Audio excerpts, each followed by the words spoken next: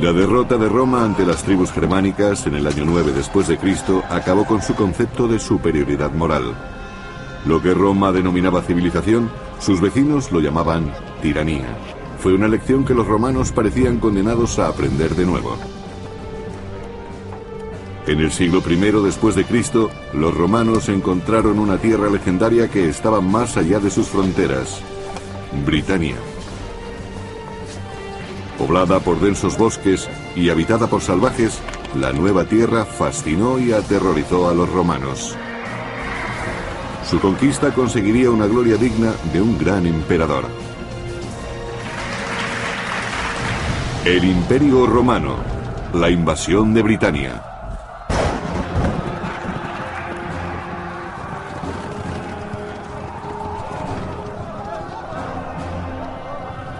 Durante 6 siglos, el Imperio Romano dominó el mundo antiguo. En el siglo IV después de Cristo, Roma se extendía desde Arabia hasta la costa del Mar del Norte. Donde llegaba su alcance, Roma seducía a sus enemigos con el comercio y el lujo, y empleaba como mano de hierro al ejército más disciplinado jamás conocido. Los romanos creían que llevaban la civilización a lugares remotos. Estaban orgullosos de su gobierno, que era su auténtica fuerza, y creían que Júpiter era la fuente de su poder. Los romanos creían que los dioses otorgaban su poder al emperador, aunque no todos lo merecían. En el año 41 después de Cristo, el emperador Calígula hizo estremecer a Roma. Calígula parecía un niño consentido y puede que además padeciera alguna enfermedad mental. Se cuenta como ejemplo que nombró cónsul a su caballo y que si construía puentes era solo para que él pasara con su carro sobre ellos. Hacía cosas muy extrañas para demostrar su poder. Muchos de los que le rodeaban empezaron a sentirse en peligro. El emperador era excesivamente inestable y paranoico. Por decirlo claro, estaba totalmente loco. Miembros de la Guardia Pretoriana, una milicia de élite, decidieron que Calígula debía morir antes de que se volviera contra ellos. Y una tarde, actuaron.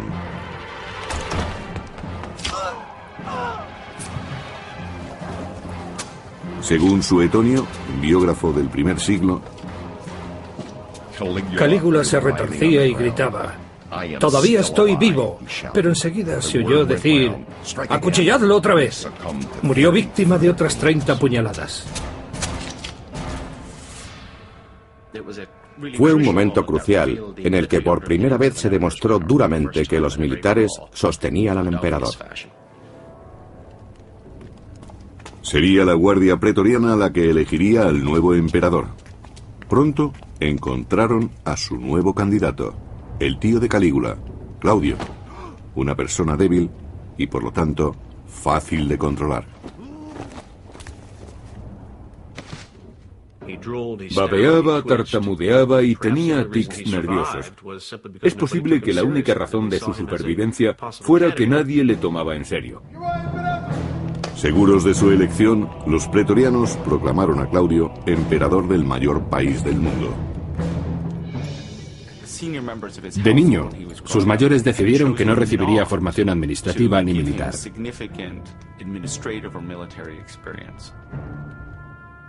Casi todos los jóvenes de la familia imperial ocupaban muy pronto puestos públicos.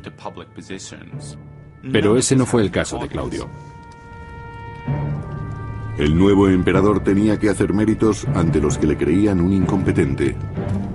Y con los pretorianos, quienes le dieron el cargo, tenía una gran deuda. Había una solución para solventar ambas deficiencias: una guerra. Honor y botín para los soldados, prestigio y dignidad para el emperador victorioso. La conquista de nuevas tierras era siempre conveniente para los soldados romanos, a los que les gustaba intervenir militarmente. De acuerdo con su educación, preferían entrar en combate para dar lo mejor de sí, en lugar de permanecer inactivos. Cuanto más espectacular es la conquista, mejor es el resultado. Pero, ¿a dónde ir? La respuesta del emperador Claudio fue tan atrevida como inesperada: Britania, la bravía y remota isla que había derrotado a Julio César hacía casi 100 años. El hombre que la conquistase lograría más fama que el mismo César. Para dirigir la expedición, Claudio eligió a Plaucio, famoso senador y jefe militar. Condujo 4 legiones por una tierra peligrosa en la que los soldados se sentían inquietos y temerosos.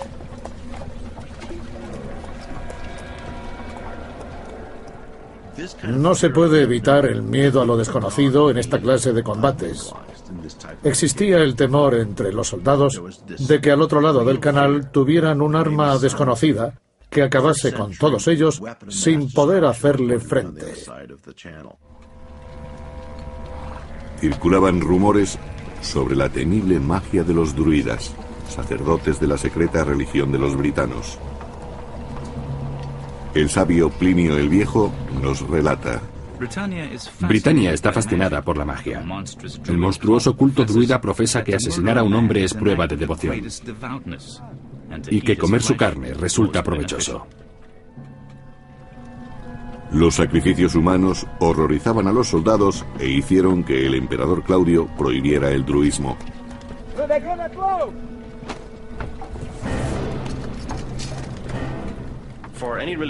Si un culto religioso era prohibido, se debía a que sus prácticas repugnaban a los romanos. Una de ellas eran los sacrificios humanos, que, según se dice, realizaban con frecuencia los druidas. Además estaban las fuerzas desestabilizadoras políticas y sociales. Política y magia, una combinación mortífera.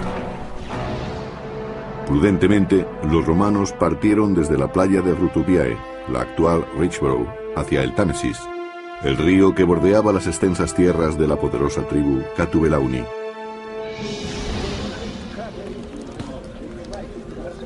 Experto en los misterios druidas, Caracato, príncipe de los Catubelauni, no llevaba coraza.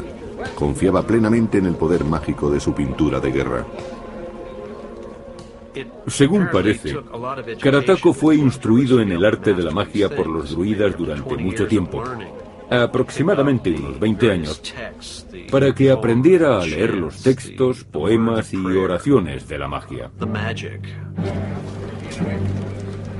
Los magos druidas capitanearon la rebelión contra Roma. Iban libremente de una tribu a otra pasando información del enemigo y reclutando nuevos guerreros.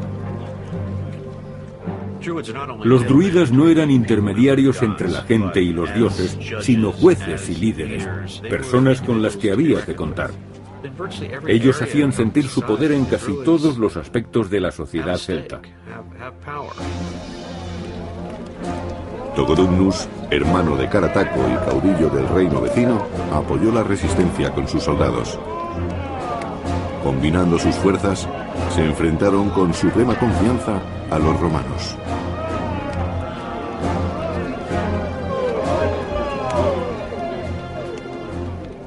Los romanos no habían conseguido conquistar a los britanos anteriormente. Estos luchaban en su tierra, la conocían muy bien y habían visto a los romanos en acción. Quizá por eso confiaban en derrotar a los ejércitos de Roma cuando estos desembarcaran. Gales era el terreno más duro, por eso era el menos habitado, pero sus gentes eran las más experimentadas.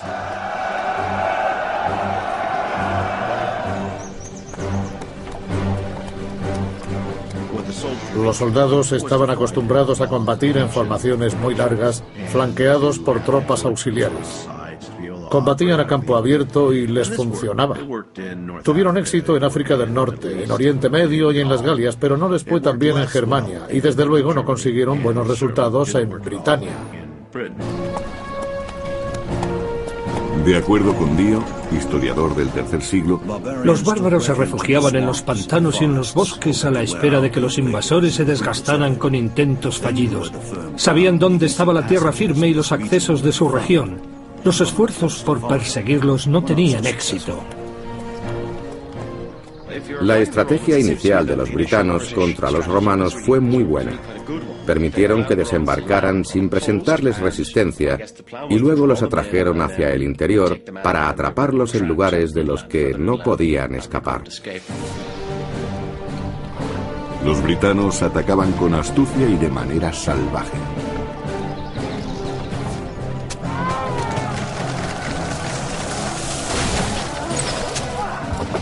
La disciplina de los soldados romanos es muy conocida, está bien documentada.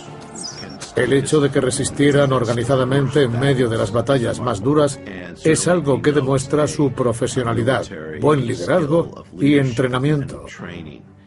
Fueron los mejores soldados de su tiempo y quizá de toda la historia. Combate tras combate, Plaucio sufrió humillantes derrotas, pero no por ello se desalentó. El ejército romano era ante todo paciente. En Britania la cuestión no era conseguir una victoria inmediata, se trataba de una campaña. Y las campañas eran siempre largas.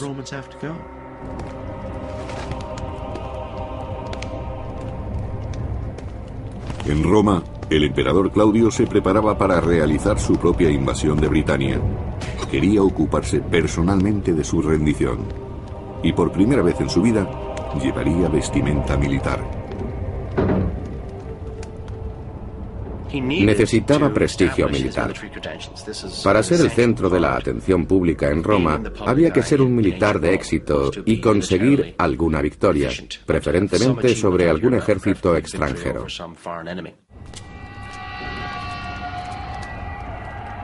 Claudio se propuso derrotar a los bárbaros con el arma más destructora e imponente del mundo clásico, los elefantes de combate. Ellos anunciarían la gran entrada del emperador. Claudio quería que los britanos se humillaran ante el todopoderoso ejército de Roma para reclamar luego su parte de gloria.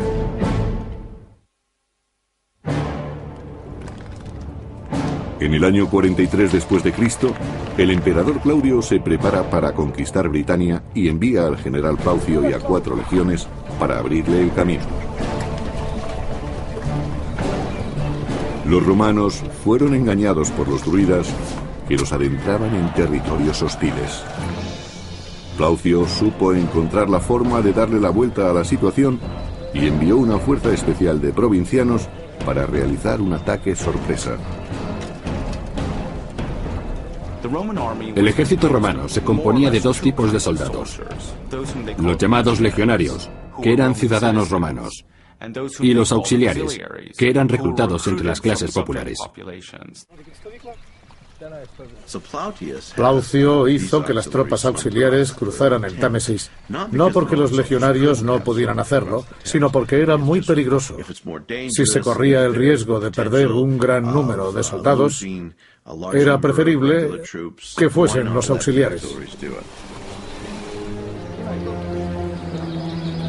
Como todos los druidas, Carataco y Togodumnus consideraban que el agua era sagrada y que el gran río los protegía de sus enemigos. Sin estar alerta por esta creencia, los romanos cruzaron el río en silencio y sin ser vistos. Averiguaron perfectamente la clase de ejército a la que se iban a enfrentar, su cohesión, qué armaduras llevaban, su forma de actuar. Hicieron de exploradores para conocer mejor al enemigo y averiguar si era numeroso.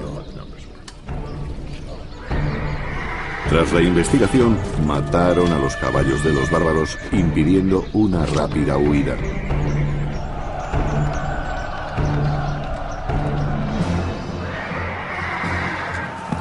Solo entonces, Plaucio mandó que el grueso de su fuerza atacara.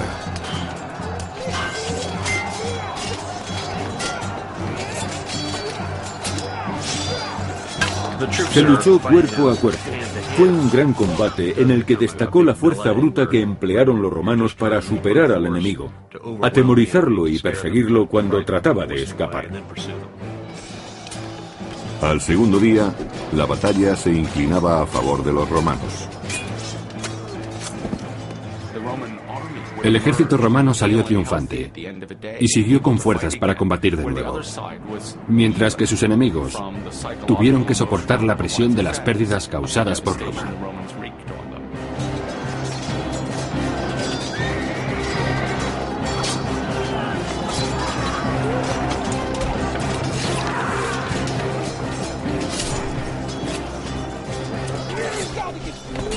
En la siguiente batalla, Togodumnus fue mortalmente herido. Atemorizados, los supervivientes se refugiaron en los pantanales. Las familias de los dirigentes druidas se enfrentaban a una nueva realidad.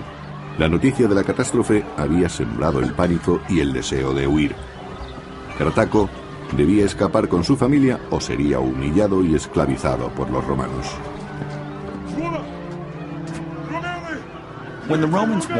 Cuando los romanos obtenían una victoria militar importante, el general era recompensado con un desfile de sus tropas. Si era posible, el cabecilla derrotado marchaba entre los soldados para demostrar que los oponentes habían sido sometidos. Normalmente, eran ejecutados al final del desfile por haberse atrevido a enfrentarse a Roma. Carataco no quería convertirse en un trofeo de Roma y, jurando venganza, reunió a sus adeptos y los condujo en un largo viaje hacia el oeste, hasta el país de las tierras altas donde estaba la morada de los druidas. Carataco sabía que no lo perseguirían hasta allí. Los romanos se asentaron en las orillas del Támesis. Según el historiador Dio del III siglo, Plaucio tuvo miedo debido a los problemas que encontró en el Támesis. En vez de avanzar, decidió conservar el terreno conquistado y mandó llamar a Claudio. ¿Fue el temor o la política lo que realmente detuvo a Plaucio? Dudo que a un hombre con la experiencia y la capacidad de Plaucio le asustara tanto un río como el Támesis. Lo más probable es que recibiese órdenes para que, después de asegurar un acceso seguro a Britania, llamara al emperador para que acudiera en persona y así pudiera conseguir la fama militar que tanto necesitaba. El emperador Claudio trató de ir a Britania, pero su barco estuvo a punto de naufragar en las costas de Hispania y tuvo que recorrer a pie las Galias hasta Gesoriacum, la actual Boulogne, para cruzar el Canal de la Mancha.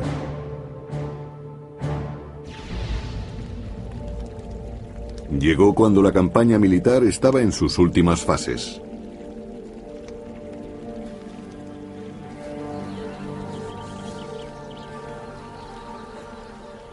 Sabemos que el emperador apareció a lo grande, acompañado de cohortes de la Guardia Pretoriana y elefantes.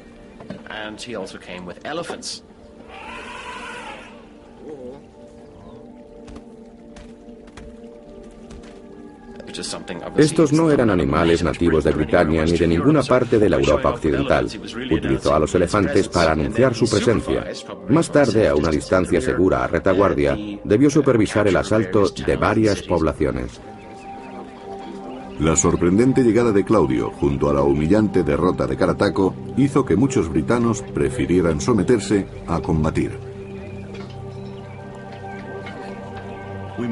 Hoy en día, la idea que tenemos de la libertad y que forma parte de nuestra manera de ser no coincide necesariamente con la del mundo antiguo. Antiguamente, la mayoría de la población se acostumbraba enseguida a un nuevo orden y a un nuevo líder. Los impuestos que anteriormente habían pagado a unos pasaban a ser pagados a otros. No existía una gran diferencia y no les importaba demasiado. Eso era preferible a someterse al pillaje, las violaciones y la destrucción que podría causarles un ejército.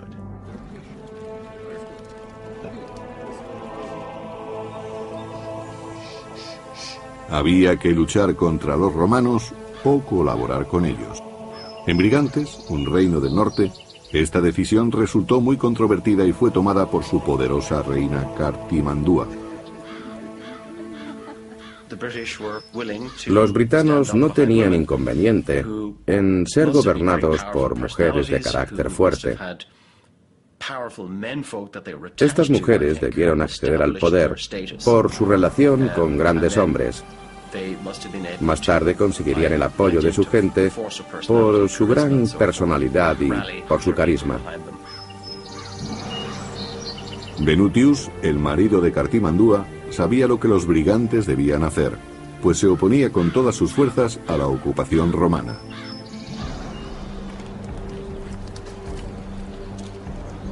En la región que ahora se conoce como Gales, los más fieros caudillos britanos se aferraban a las tradiciones antiguas y rechazaban enérgicamente el dominio imperial.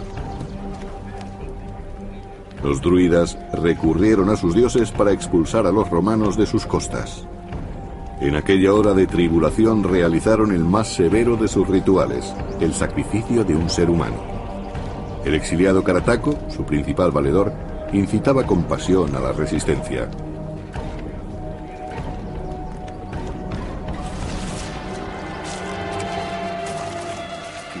Logró aunar la voluntad de varias tribus muy dispares para resistir al invasor y creó un movimiento contra Roma. Debió ser el britano más carismático de su tiempo, ya que convenció a muchos para que se opusieran a la máquina militar romana. Debía ser muy persuasivo. Unidos por un odio común y por su religión ancestral, los celtas juraron luchar hasta el final.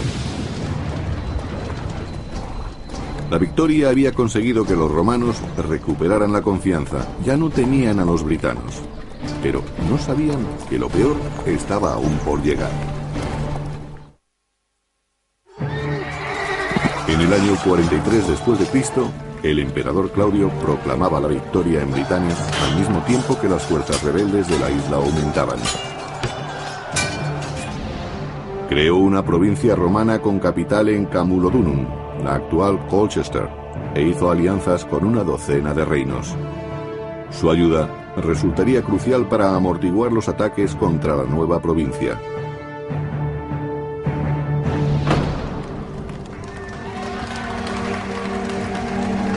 Después de solo 16 días en Britania, Claudio regresó a Roma. Había estado fuera 6 meses, pero contaba con una posición muy diferente, pues regresaba convertido en conquistador.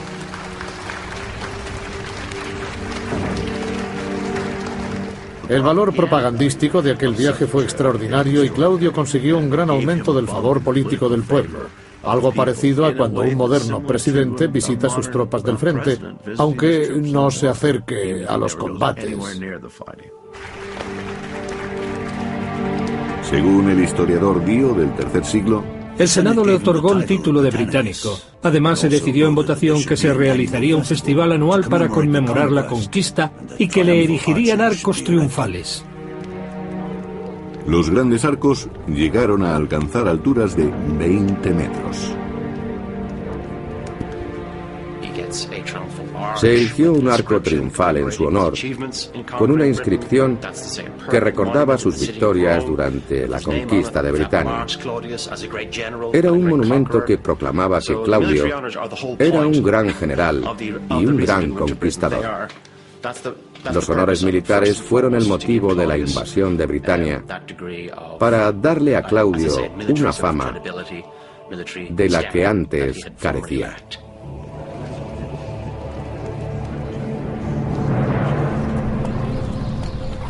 Para Plaucio, a quien el emperador había nombrado gobernador de Britania, la celebración fue demasiado prematura. Siempre que los romanos salían de su recinto de seguridad, eran atacados por una organizada guerrilla dirigida por Carataco, el caudillo rebelde.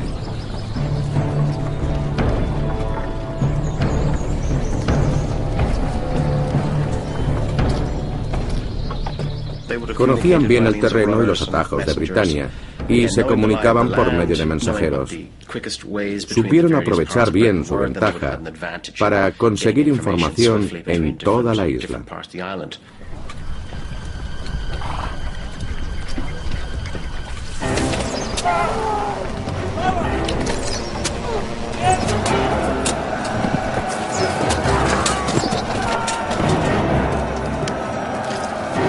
Algunas de las mayores emboscadas de la historia se realizaron simplemente arrojando troncos o piedras contra los soldados que marchaban por la falda de una montaña. Y eso les ocurrió a los romanos. Estaban acostumbrados a los combates cuerpo a cuerpo con lanzas convencionales y espadas cortas. Ahora tenían que enfrentarse a las rocas, lanzas y hachas que les arrojaban. Sus legiones sufrieron grandes pérdidas.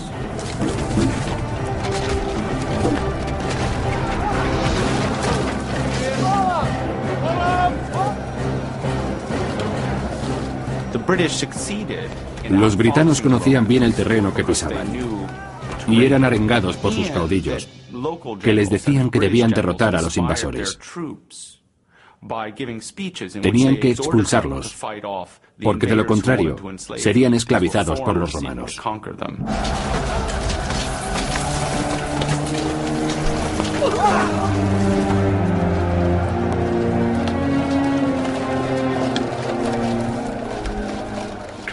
Carataco combatió eficazmente mediante guerras de guerrillas, así denominadas actualmente.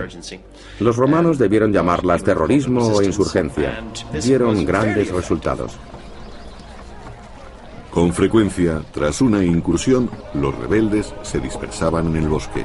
Plaucio debía eliminarlos si no quería ver cómo destruían su nueva provincia. Los oficiales romanos tuvieron que tomar decisiones que no estaban escritas en ningún manual de entrenamiento y que nadie les había enseñado antes. Había que adaptarse al terreno y a las tácticas de guerrilla de sus oponentes y no querían verse derrotados. En el año 45 después de Cristo, Plaucio inició una campaña. 3 legiones marcharon hacia el sur, el oeste y el norte respectivamente. La 9ª se dirigió hacia la tierra de los brigantes. Los brigantes controlaban el norte, un importante colchón amortiguador contra otros bárbaros. La cooperación con la reina Cartimandúa era fundamental. Trataba de dividir y conquistar, de separar y aislar grupos para someterlos. Con ese objeto, los aliados locales proporcionaban una gran ventaja. Cartimandúa aceptó la oferta imperial. Después de todo, con una legión ante sus puertas, sus alternativas eran muy limitadas. ¿Qué ventaja obtendría el pueblo si la elección era entre colaboración y destrucción en lugar de libertad y conquista? Para Cartimandúa la alianza le permitiría seguir en el trono y no tendría que arriesgarse personalmente, como si hubiera decidido oponerse a los romanos. Venutius, el esposo de la reina, no fue el único que se opuso enérgicamente a su decisión. Los romanos obtenían ventajas con las alianzas. El problema residía en la división de opiniones, como el caso de Cartimandúa, que tuvo que enfrentarse a su esposo. Venutius tuvo que contenerse y por el momento acató la voluntad de la reina.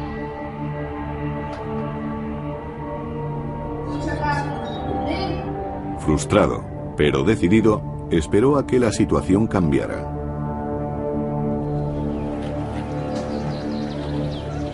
Mientras, los romanos invadían el país sometiendo a un pueblo tras otro.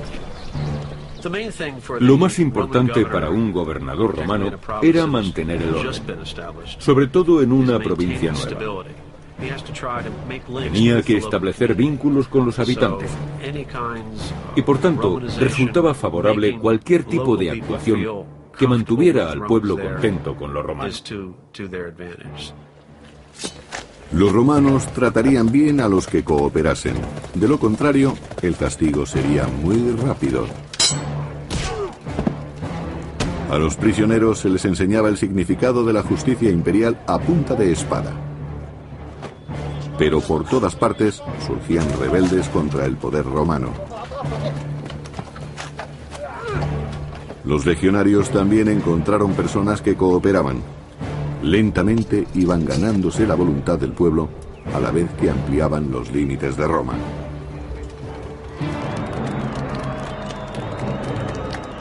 En la política, el general Plaucio se había convertido en un héroe. Tras 4 años, un agradecido Claudio le llamó de vuelta a Roma. Volvió con prisioneros britanos para convertirlos en gladiadores.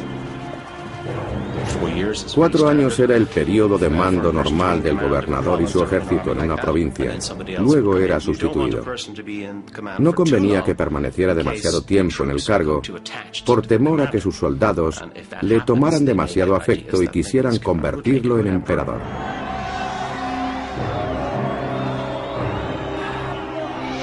De acuerdo con Dio, historiador del siglo III, en las luchas de gladiadores participaron muchos hombres, incluyendo cautivos britanos. Claudio, orgulloso de ello, empleó a muchos en este espectáculo. Los sangrientos deportes circenses servían a los romanos para reafirmar su superioridad. Los bárbaros no eran más que polvo a pisotear.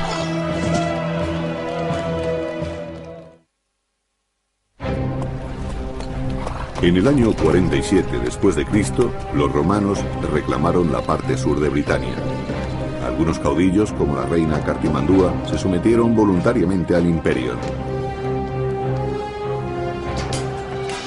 Pero otros muchos se resistieron, como el príncipe Carataco. En el proceso de pacificación de un pueblo, hay que trabajar mucho antes de que se pueda retirar al ejército. Los romanos conocían muy bien que el proceso de anexión y conquista era siempre muy largo. Debían saberlo al enfrentarse a un oponente como Carataco. Es posible que Carataco fuera el rebelde más importante. Parecía saber bien cómo unir a los británicos para conseguir la victoria. Las poblaciones romanizadas soportaron las audaces incursiones de Carataco. Sus sorprendentes victorias le convirtieron en el cabecilla britano más famoso. Todos acudían a él para expulsar a los invasores de sus costas. En noviembre, cuando Carataco se enteró de que iba a llegar un nuevo gobernador romano a Britania, lanzó contra él el más enérgico de sus ataques. El nuevo gobernador, Escápula, recibió una sangrienta bienvenida. Pero las cosas no resultaron como se esperaba. Las legiones romanas nunca flaqueaban. Escápula infligió a Carataco su primera gran derrota. Sin embargo, el líder rebelde no se rindió. Carataco se retiró al sur de Gales y organizó otra revuelta que se extendió hasta las montañas del norte. Escápula hizo uso de la 9ª legión y marchó con ella hacia el oeste.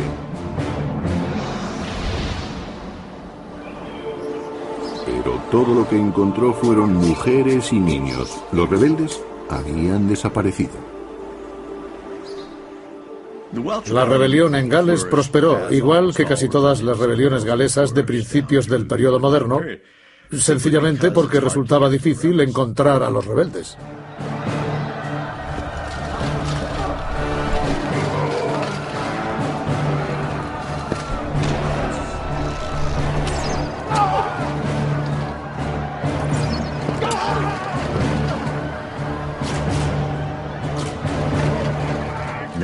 Los romanos tuvieron que recorrer las montañas, bosques e islas para encontrar a los rebeldes.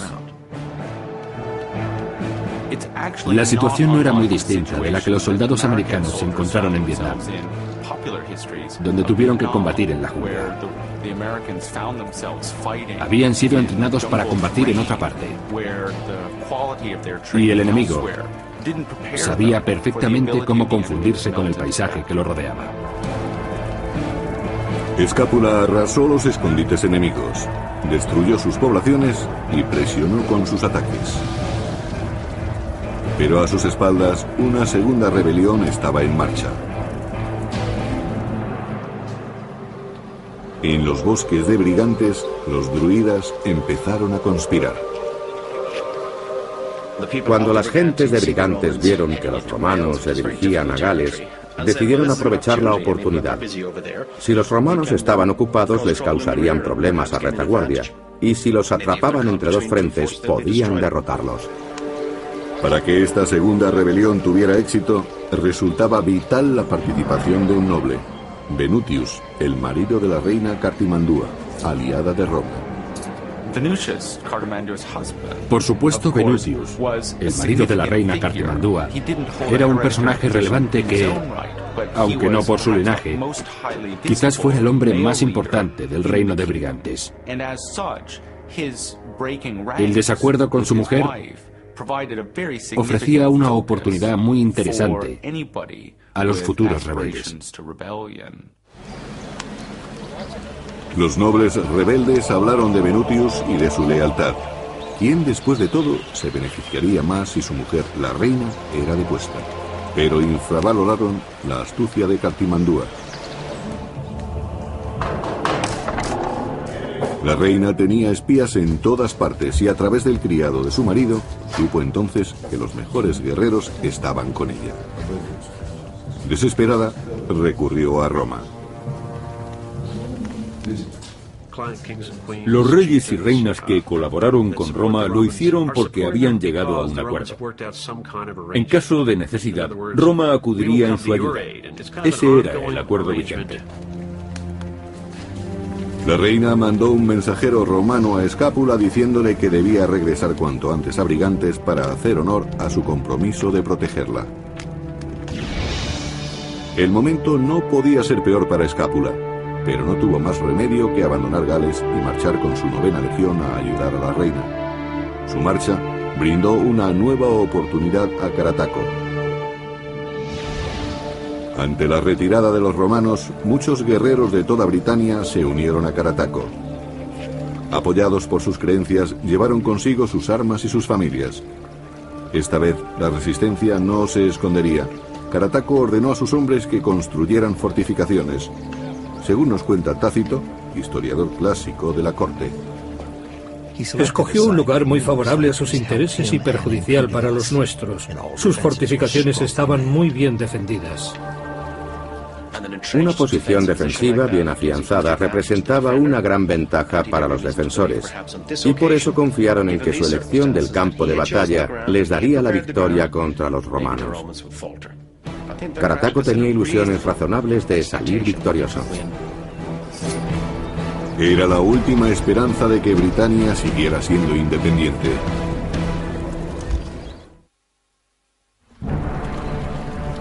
Bajo el mando del emperador Claudio, Roma entró en el 6º año de la dura conquista de Britania. En sentido amplio se tenía el concepto de que el emperador romano era el comandante en jefe del imperio.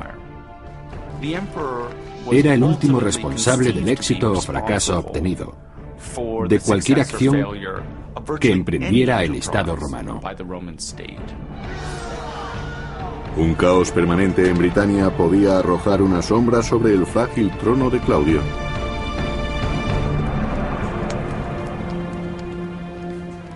Cartimandúa, la reina vasalla del norte, había solicitado que Roma la defendiera contra una rebelión interna. Ella y sus defensores se refugiaron en una fortaleza a la espera de que el general Escápula acudiera en su auxilio. En poco tiempo, Escápula sofocó a los rebeldes y devolvió el poder a la reina. Este hecho hizo que el consorte real, Venutius, deseara con más fuerza sublevarse contra los romanos.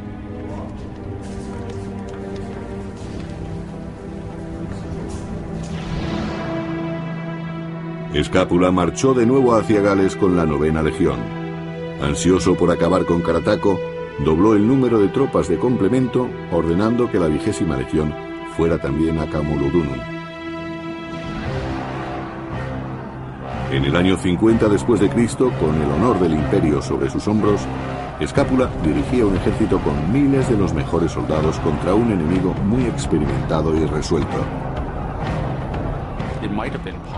Puede que un hombre como Escápula hubiera podido persuadir a Claudio de que se podía aceptar un fallo bajo circunstancias tan particulares.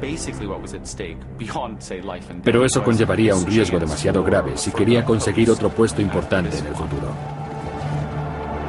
El fallo no era posible.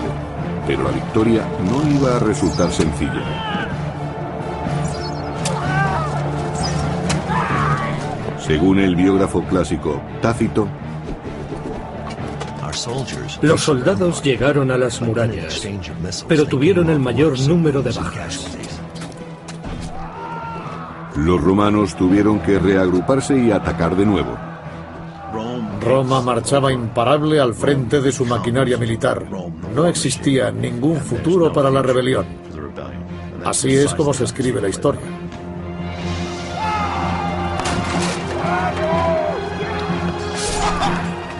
Estaban ansiosos por acabar con los gitanos definitivamente.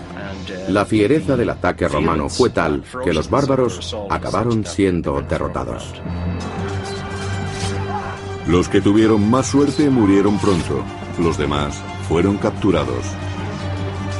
A los prisioneros les aguardaba la humillación, la esclavitud y una muerte ritual. Horrorizado, Carataco fue informado de que su mujer estaba entre ellos. Pero Carataco escapó y sorprendentemente llegó hasta el reino de los brigantes, a pesar de que su reina, Cartimandúa, era aliada de Roma.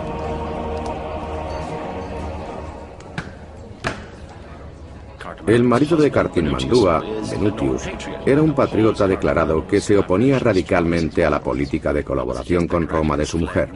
Yo diría que Carataco acudió a Venutius con la esperanza de conseguir su apoyo y hacer que la reina cambiara de opinión.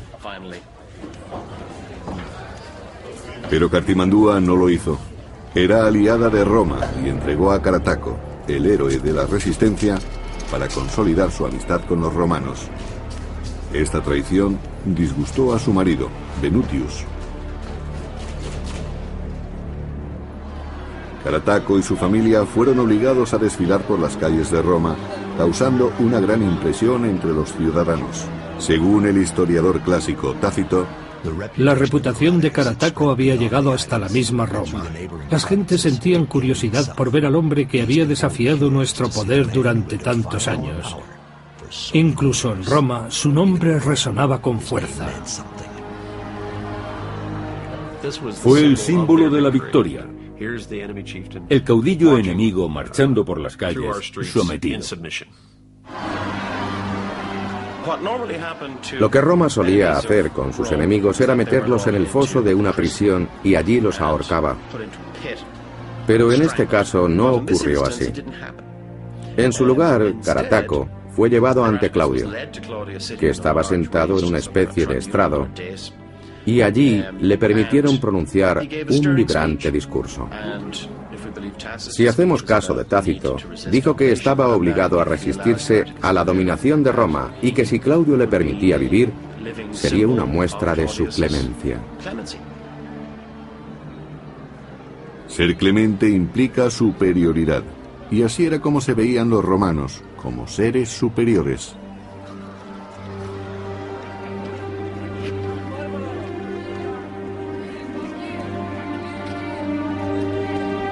Conmovido por las palabras de Carataco, Claudio concedió el perdón al famoso bárbaro y a su familia.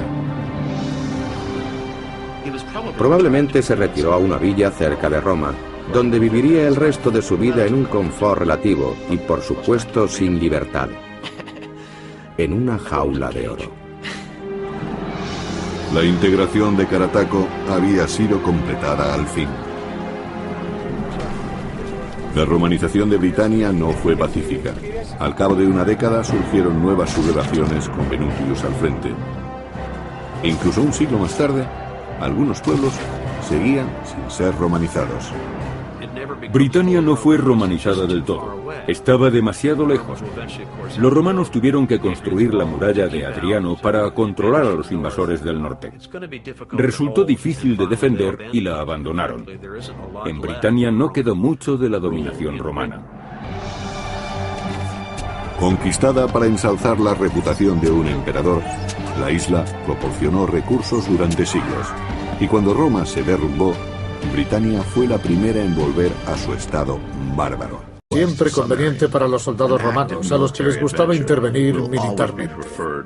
De acuerdo con su educación, preferían entrar en combate para dar lo mejor de sí, en lugar de permanecer inactivos. Cuanto más espectacular es la conquista, mejor es el resultado. Pero, ¿a dónde ir? La respuesta del emperador Claudio fue tan atrevida como inesperada: Britania, la bravía y remota isla que había derrotado a Julio César hacía casi 100 años. El hombre que la conquistase lograría más fama que el mismo César. Para dirigir la expedición, Claudio eligió a Plaucio, famoso senador y jefe militar. Condujo 4 legiones por una tierra peligrosa en la que los soldados se sentían inquietos y temerosos.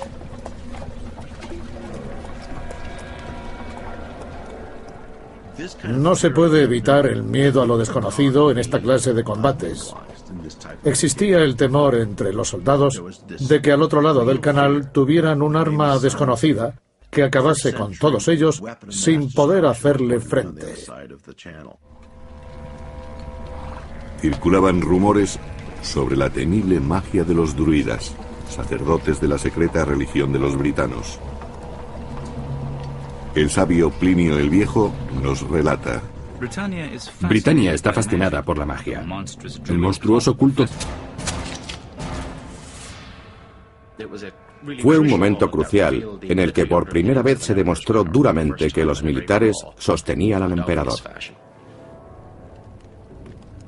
Sería la guardia pretoriana la que elegiría al nuevo emperador. Pronto encontraron a su nuevo candidato, el tío de Calígula, Claudio, una persona débil y por lo tanto fácil de controlar. Babeaba, tartamudeaba y tenía tics nerviosos. Es posible que la única razón de su supervivencia fuera que nadie le tomaba en serio. Seguros de su elección, los pretorianos proclamaron a Claudio emperador del mayor país del mundo. De niño, sus mayores decidieron que no recibiría formación administrativa ni militar.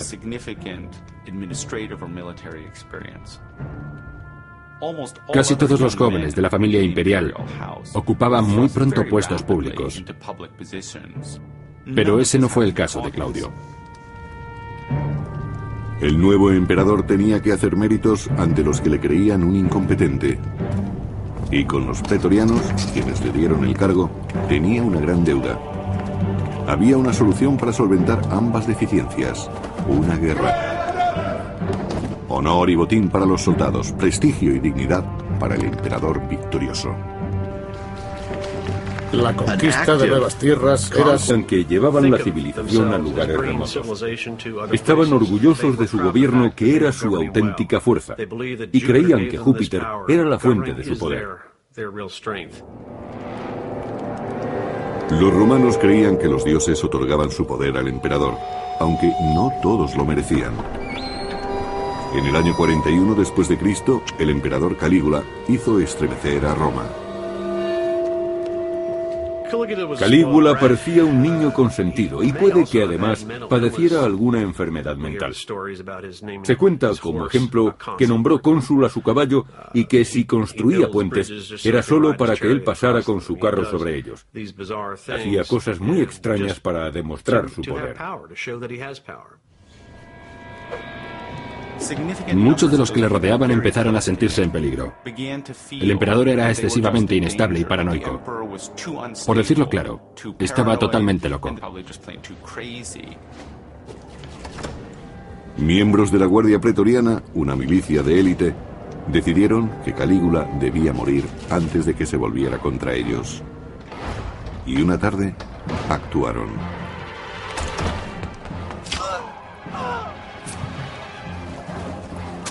Según Suetonio, biógrafo del primer siglo, Calígula se retorcía y gritaba: «Todavía estoy vivo», pero enseguida se oyó decir: «¡Acuchilladlo otra vez!». Murió víctima de otras 30 puñaladas.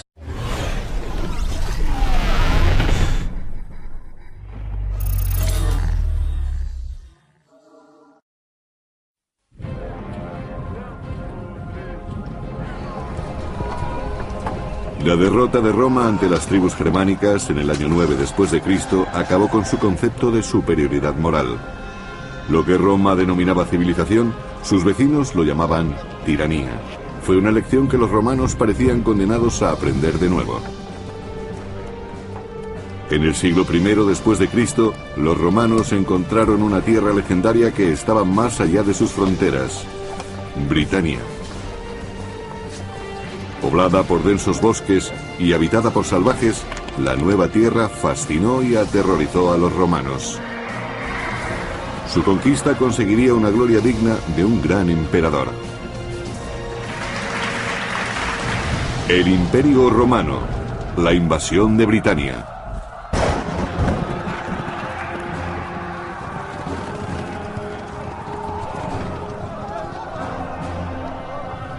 Durante 6 siglos, el Imperio Romano dominó el mundo antiguo. En el siglo IV después de Cristo, Roma se extendía desde Arabia hasta la costa del Mar del Norte. Donde llegaba su alcance, Roma seducía a sus enemigos con el comercio y el lujo, y empleaba como mano de hierro al ejército más disciplinado jamás conocido. Los romanos creían que Druida profesa que asesinar a un hombre es prueba de devoción y que comer su carne resulta provechoso. Los sacrificios humanos horrorizaban a los soldados e hicieron que el emperador Claudio prohibiera el druismo.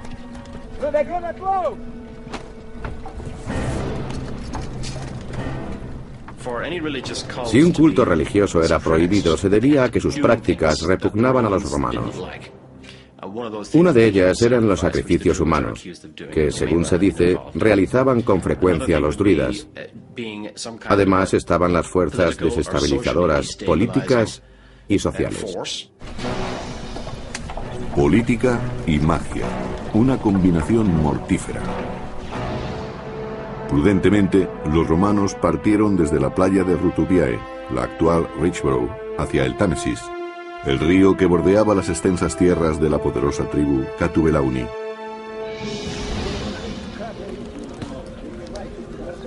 Experto en los misterios druidas, Caracato, príncipe de los Catubelauni, no llevaba coraza. Confiaba plenamente en el poder mágico de su pintura de guerra. Según parece, Carataco fue instruido en el arte de la magia por los druidas durante mucho tiempo, aproximadamente unos 20 años, para que aprendiera a leer los textos, poemas y oraciones de la magia.